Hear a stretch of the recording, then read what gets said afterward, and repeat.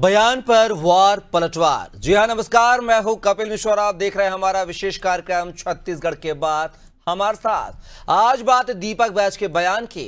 छत्तीसगढ़ के आदिवासी नेताओं के साथ राहुल गांधी की बैठक के बाद से छत्तीसगढ़ में सियासत गर्म है। छत्तीसगढ़ के वन मंत्री केदार कश्यप ने कहा है कि राहुल गांधी आदिवासी नेताओं से मिलने का पाखंड कर रहे हैं।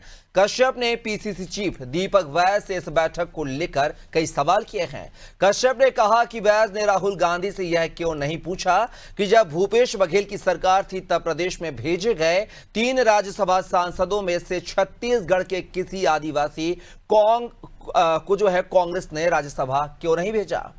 कश्यप ने कहा कि आदिवासी बहुल इलाके बस्तर और सरगुजा में धर्मांतरण के चलते आदिवासियों में वर्ग संघर्ष की नौबत लाने वाले तत्कालीन सीएम को राहुल गांधी ने तलब क्यों नहीं किया। भूपेश बघेल ने बस्तर के कमिश्नर और सुकमा के एसपी की उन चिट्ठियों पर धूल क्यों पड़ने दी जिनमें बस्तर में धर्मांतरण के चलते स्थिति के भयावह होने की बात कही गई थी। कश्यप ने तंज कसा कि बैज और बरकाम आदिवासी हितों की बात जब भूपेश बघेल के सरकार के कार्यकाल में नहीं कर पाए तो अब राहुल गांधी के सामने उनकी जुबान खुली होगी, यह सोचना ही बेनामी है।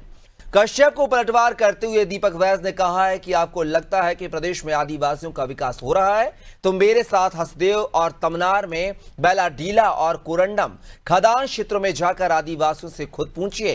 बैज ने कहा कि वन मंत्री वहां जाएंगे और सच सुनेंगे तो उनकी पैंट गीली हो जाएगी।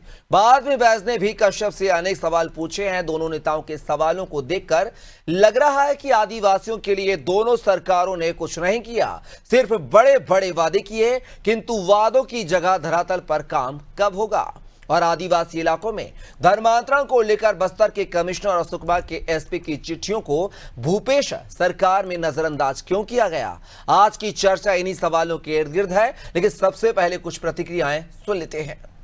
हाँ, अगर आप कह रहे हैं कि आदिवासियों का विकास हुआ है तो आपसे मैं करबद्ध निवेदन करता हूं, हसदेव चले, तमनार चले, बैलाडीला चलते हैं, अपना ही आपका और मेरा ही बस्तर है, वहां के आदिवासियों से पूछ लेते हैं कि आपने उनके आयरन ओर की खदानें क्यों बेच दी।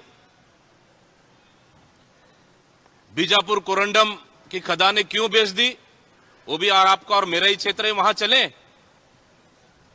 वहां जाके ये तो पता लगा ले कि इन क्षेत्रों में आदिवासियों का कितना विकास हुआ है या विनाश हुआ है। एक बार पूछ तो ले।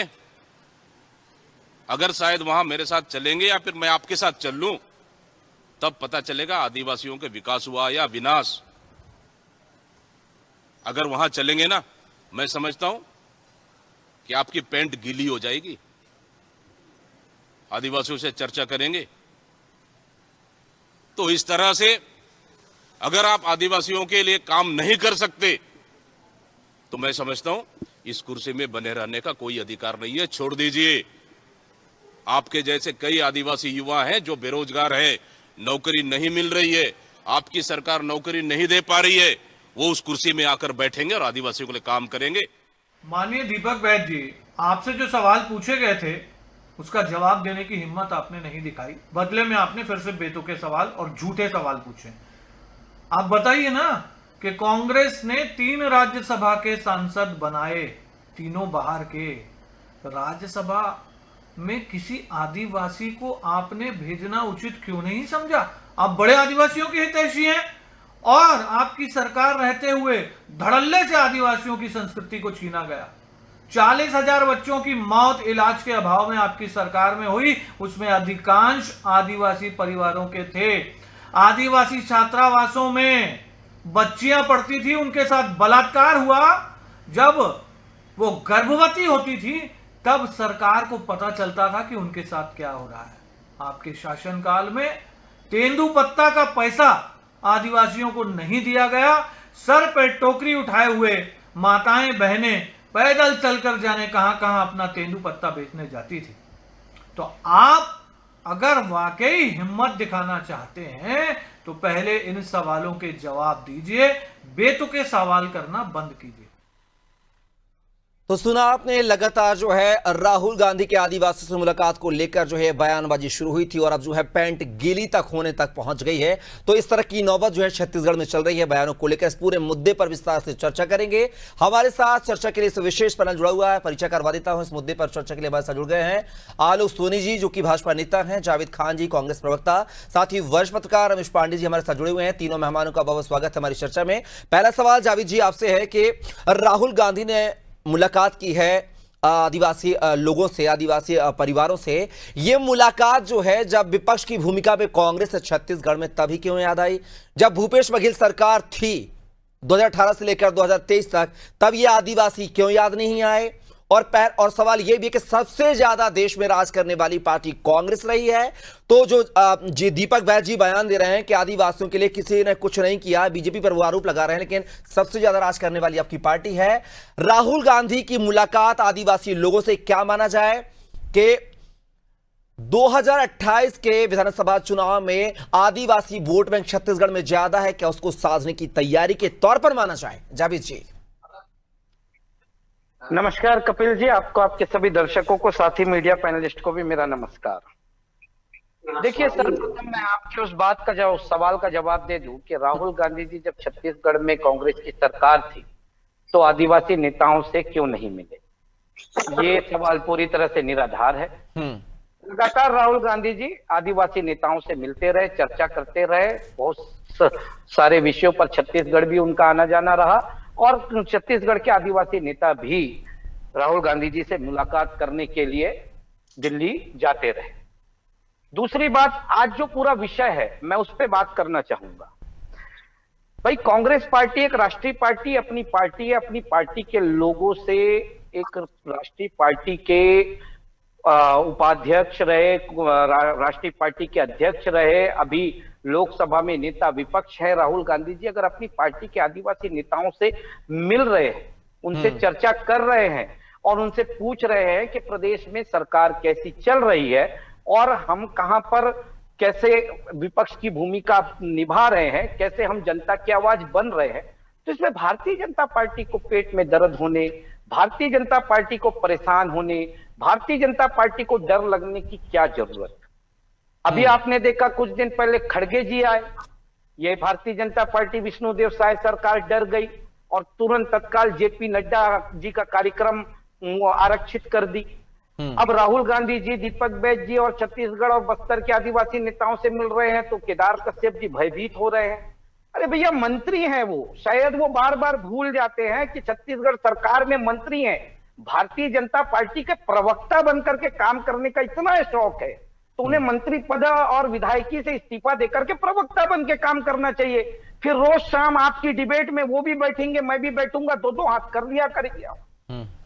सीधी सी बात है। आज एक बात बताइए, वो विपक्ष में नहीं है, वो सत्ता में है, वो हमसे सवाल पूछ रहे हैं, जवाब जबकि उनको देना चाहिए। आज धर्मांतरण का वो विषय उठाते हैं, धर्मांतरण के बारे में वो कहते हैं। आज एक बात बताइए, 16 महीने से सरकार बन चुकी है। विष्णुदेव साय जी शपथ लेते ही कहे थे कि धर्म के संशोधन कानून हम लेकर के आ रहे हैं, कठोर कानून रहेगा, और पूरी सरकार जब विपक्ष में रही धर्मांतरण को मुद्दा बनाकर के चुनाव लड़ी। आज 16 महीने हो गए, कहां है वो धर्मांतरण का कानून? क्या उसमें बदलाव लेकर के आया गया? केदार कश्यप जी के मुंह में दही जम जाती है क्या ये अपनी सरकार से पूछने के लिए? इस 16 महीने में, और जब इनकी सरकार थी तब से लेकर के अब तक में, बस्तर के लोगों को 3 बड़ी इंडस्ट्रीज है छत्तीसगढ़ बस्तर के अंदर में, उनमें 900 से ज्यादा लोगों को अभी तक रोजगार नहीं मिला। क्यों उनके रोजगार की बात ये नहीं करते? क्यों जब हसदेव के जंगल कट रहे हैं, जब 2 शिक्षा दूत, कल की घटना बता रहा हूं, कल बीजापुर में 2 शिक्षा दूतों की हत्या नक्सलियों के द्वारा कर दी गई। क्यों इनके मुंह में दही जमी हुई है? क्यों उनको दर्द नहीं होता बस्तर के आदिवासियों का, शिक्षा दूतों का? क्यों उनके हक के लिए नहीं लड़ते? और जब कोरंडम की खदानें इनके औद्योगिक मित्रों को दी जाती है, जब मित्तल और जिंदल जैसे लोगों को बैलाडीला के पहाड़ बेचे जाते हैं, तब तो इनको आदिवासियों की चिंता नहीं होती। अरे भाई, वो दीपक बैज तो कम से कम आदिवासियों की चिंता सांसद रहते भी किए। मैं 2 आंकड़े आपके सामने रख रहा हूं। एक केदार कश्यप के भाई दिनेश कश्यप थे सांसद, जिन्होंने पूरे 5 साल में संसद में सिर्फ 13 सवाल पूछे, सिर्फ 13। एक दीपक बैज सांसद थे जिन्होंने 301 सवाल उठाए थे बस्तर को, छत्तीसगढ़ को लेकर के और पूरे देश के आदिवासियों को लेकर के।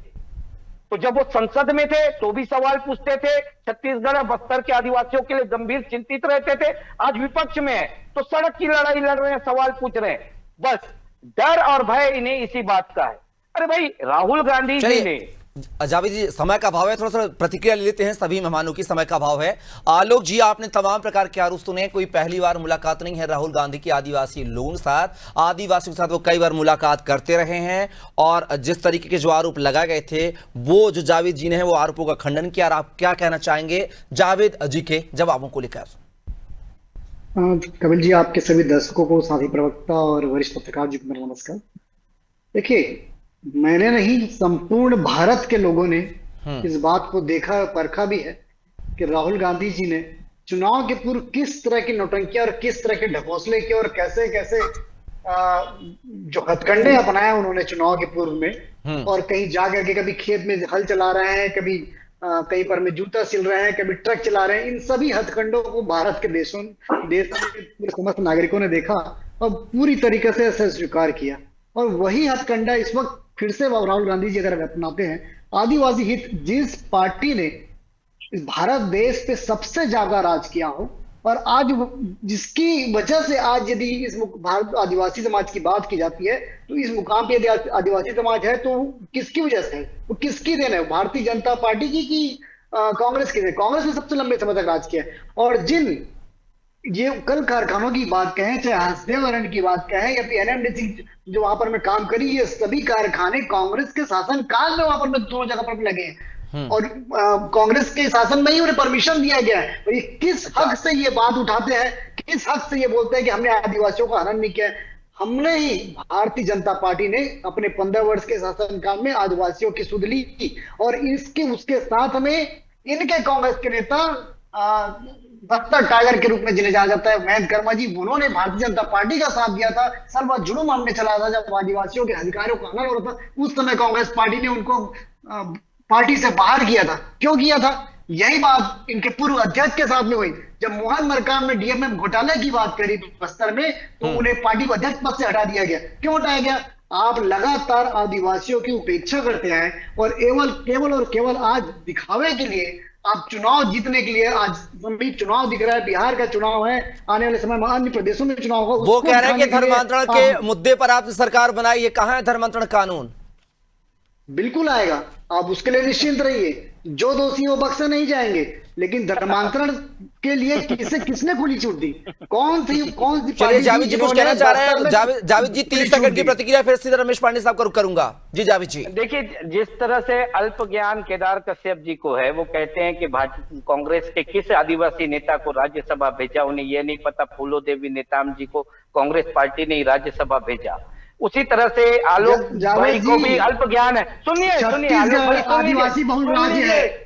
आपने मुख्यमंत्री एक ओबीसी को बनाया और जब मौका मिला तो आपने प्रदेशियों को यहाँ से राज्यसभा का मेंबर बना दिया। मुख्यमंत्री की बात करते हैं, आदिवासी आपने आदिवासियों के साथ में अन्याय किया यहाँ पर में। चाहते तो आदिवासी को राज्यसभा भेज सकते थे ना, क्यों नहीं भेजा आपने? आपके पास मौका था, आपने क्यों नहीं भेजा? आपने मुख्यमंत्री नहीं बनाया वहां था, लेकिन राज्यसभा भेजने का अवसर था जावेद जी, तब भेजना ना, क्यों नहीं भेजा आपने? आदिवासियों के साथ छल नहीं था?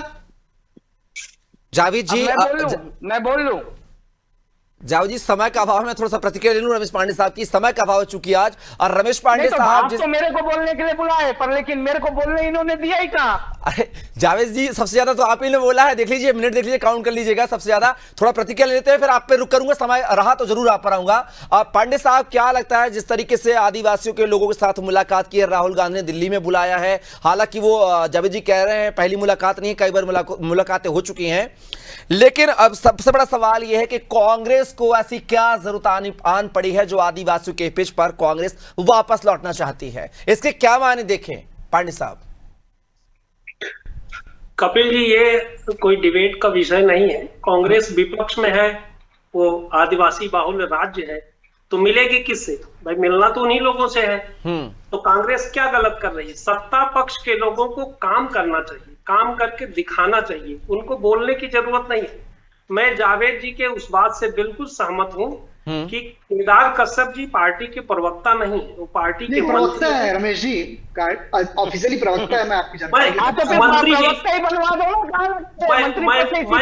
और अधिकृत है जावेद जी, भारतीय जनता जावेद जी। पार्टी है। चलिए जावेद उनका- जी जी पांडे साहब, केदार कश्यप जी का काम बोलना चाहिए, उनको मुंह से बोलने की जरूरत नहीं है।